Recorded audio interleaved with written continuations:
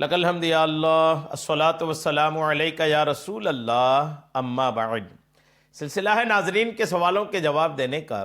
ناظرین میں سے ایک نے ہمارے کسی ویڈیو کے کمنٹس میں لکھا ہے کہ ہم لگاتار تہجد پڑھا کرتے تھے، لیکن کچھ دنوں سے ایسا ہو رہا ہے کہ ہم مسلسل تہجد کی نماز نہیں پڑھ پا رہے ہیں۔ کیوں نہیں پڑھ پا رہے ہیں؟ تہجد کی نماز میں ناغہ ہو رہا ہے۔ اب یہ ناغہ ہونے کی وجہ سے جو آپ کو ایک بے چینی ہے نا، الحمدللہ یہ خوش آئند بات ہے، ایک اچھی بات ہے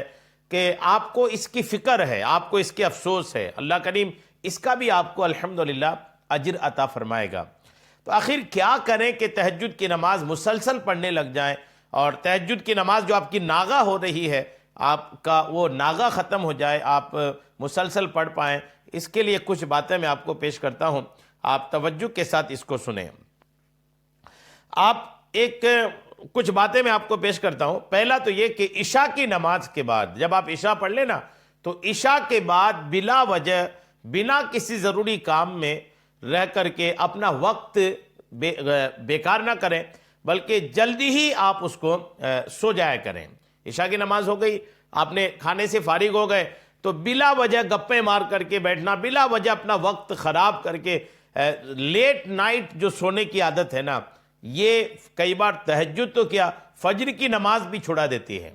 حدیث پاک میں بھی ہے، آقا کریم علیہ السلام نے بھی اس طرح کی روایات آقا سے بھی منقول ہے، آپ کے نبی سے بھی ایسی باتیں کہی گئی ہیں کہ آقا نے فرمایا کہ عشاء کی نماز کے بعد فضول گفتگو نہ کیا کریں۔ منع کیا آقا کریم علیہ السلام نے،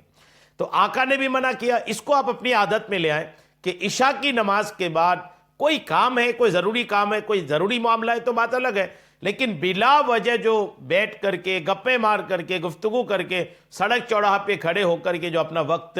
گزارتے ہیں نا، ان کے لیے فجر کی نماز یا تہجد کی نماز بہت مشکل وقت ہو جاتا ہے۔ اور آپ ایک کام یہ بھی کیا کریں کہ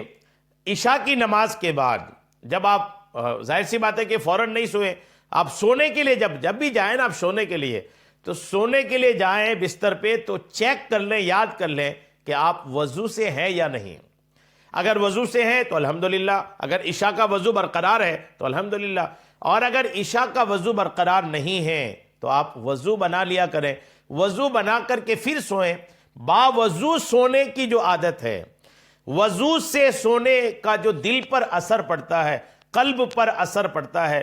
ایک روحانیت جو باوضو سونے میں ہوتی ہے، وہ روحانیت آپ کو تہجد کے لیے اور فجر کی نماز کے لیے اٹھنے کے لیے کافی مددگار ثابت ہوگی۔ تو آپ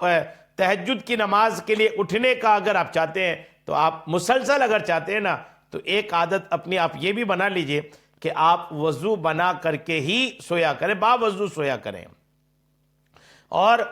ایک عادت یہ بھی اگر آپ کریں گے تو آسانی ہوگی کہ آپ سونے کے لیے جائیں نا، تو کچھ نہ کچھ اللہ کریم کا ذکر کر لیں۔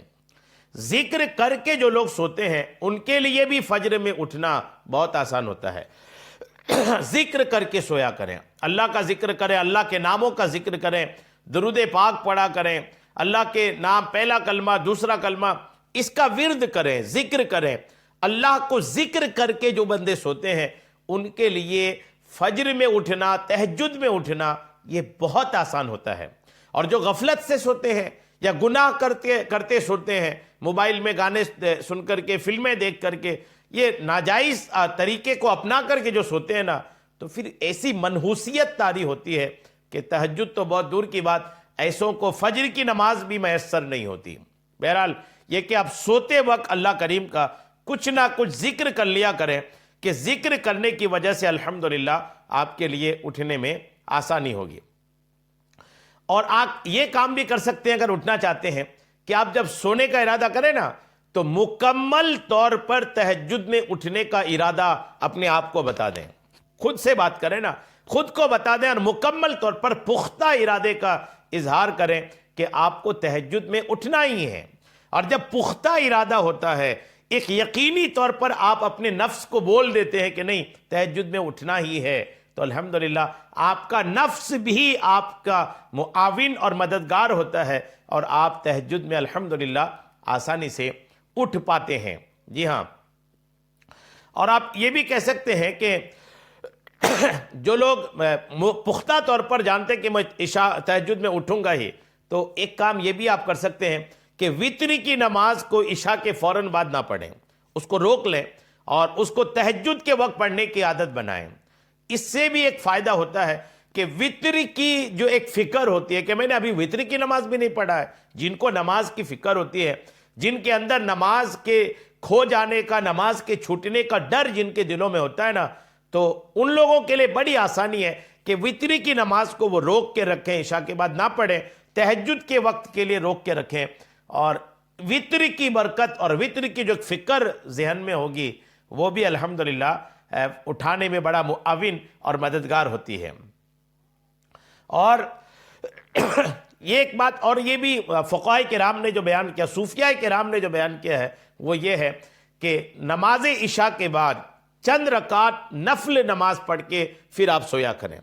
نفل نماز جو سونے سے پہلے پڑھ کے صلاۃ التوبہ پڑھ لیں، یا پھر دیگر کوئی بھی چند رکعت نفل نماز پڑھ کے اگر آپ سوتے ہیں تو یہ نفل نماز بھی الحمدللہ آپ کی جسم میں وہ روحانیت پیدا کرتی ہے کہ آپ کے لیے تہجد میں اٹھنا بہت آسان ہوتا ہے الحمدللہ۔ اللہ کرم فرمائے کہ اچھا ایک یہ بھی آپ کر سکتے ہیں جو صوفیاء کرام نے بیان کیا ہے کہ بہت زیادہ نرم بستر نہ رکھیں، بہت زیادہ آرام دہ بستر نہ رکھیں، کہ بہت زیادہ جب آرام دہ پرسکون بستر ہوتا ہے نا تو بڑی غفلت کی نیند آتی ہے۔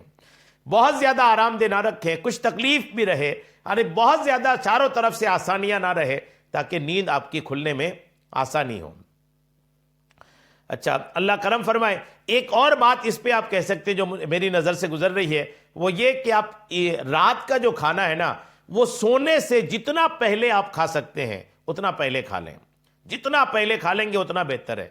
اگر آپ نے سونے سے کچھ ہی دیر پہلے کھانا کھا کے پھر سویا ہے تو بڑی غفلت کی نیند آتی ہے، لہٰذا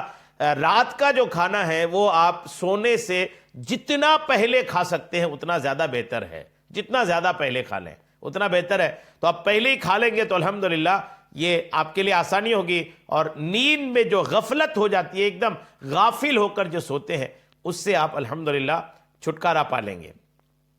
اور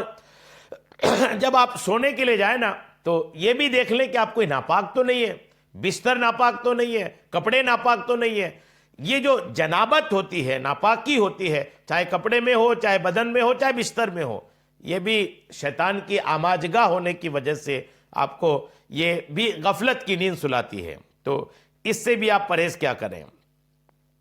پاک صاف بستر کا استعمال کریں، اس سے بھی الحمدللہ آپ تہجد میں اٹھنے میں آپ کے لیے کافی مددگار ثابت ہوگا۔ تو یہ جو میں نے طریقے آپ کو پیش کیا ہے، آپ اس کو کیجئے، اس کو مسلسل کیجئے، عادت میں بنا لیجئے اپنی، اور جب عادت میں بنا لیجئے گا تو انشاءاللہ آپ کے لیے تہجد میں اٹھنا آسان ہوگا اور روز اٹھیں گے۔ اللہ کریم ہم سب کو نماز تہجد کی خوب برکتیں عطا فرمائے، آمین بجاہ النبی الامین صلی اللہ تعالی علیہ وسلم۔